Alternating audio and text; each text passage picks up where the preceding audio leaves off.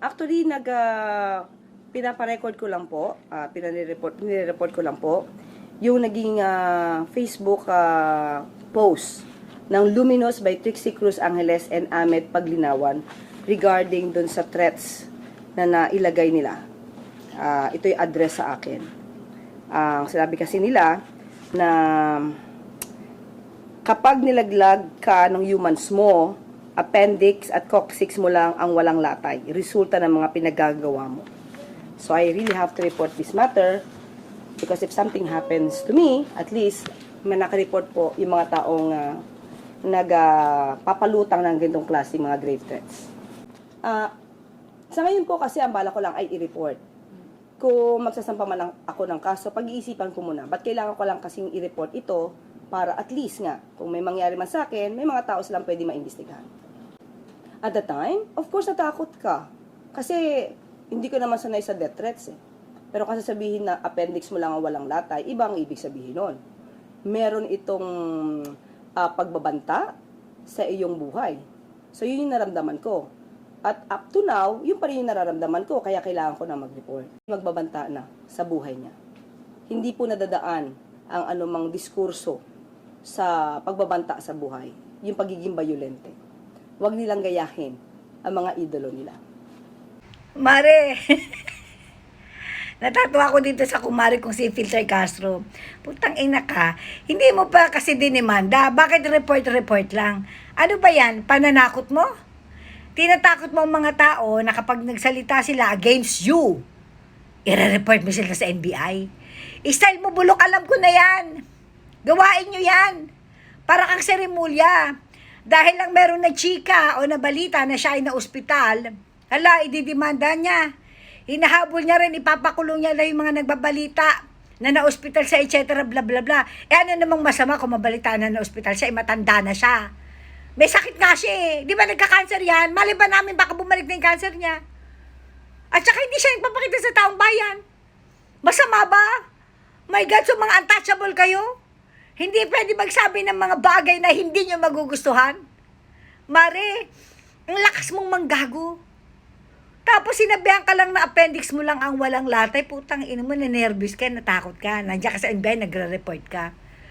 Report ka pa, demanda mo na ng tuluyan para magkaalaman kung talagang threat ang tawag sa ginawa sa yung bobo ka. Ito yung abogada na ang katwiran palaging pangtanga. Syunga, alam mo yung ganun? Nakakagigil. Tapos sasabihin mo na pag may nangyaring masama sa'yo, at least alam na kung sino mga iimbestigan, luka-luka. 90% if not 95% galit ang taong bayan sa'yo.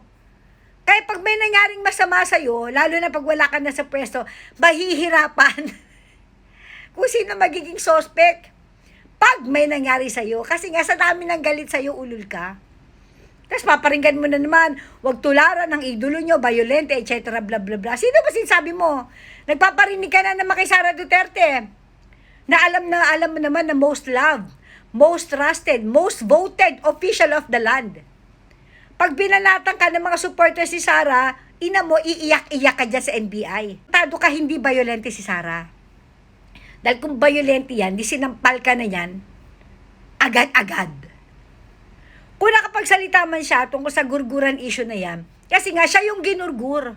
Nakita nyo naman may pilat siya sa leeg.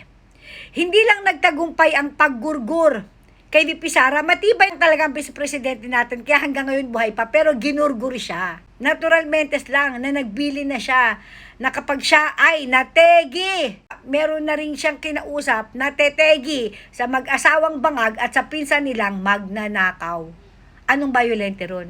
Sino nga ba talagang tunay na violente? Tandaan mo, halos lahat ng mga nabanggit na sangkot sa flood control, Kenemirut, Ghost Project, nawawala na.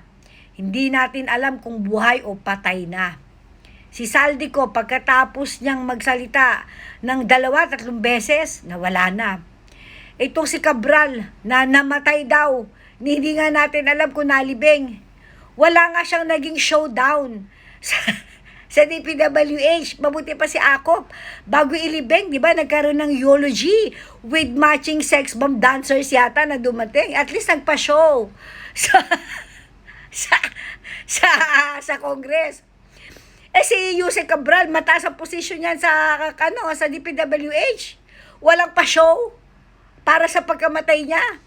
Sino-sino pa? Lahat ng mga Yusek-Asik. Sila Olivar, si Bonoan. Magpapacheck up lang daw. Wala na. Hindi natin alam kung buhay pa yung mga yan. Lahat ng nasasangkot sa flood control, wala na. Hindi natin alam kung nasaan. Tanging si Bangag na lang ang natitirang buhay. Nasangkot sa flood control. Pero in fairness, hindi natin alam kung buhay o patay. Basta lahat sila wala na. Kaya sabi mong Violente, Leche, ikaw yung abogada na lagi ang katwiran pang tanga. Siyo nga, hayop ka.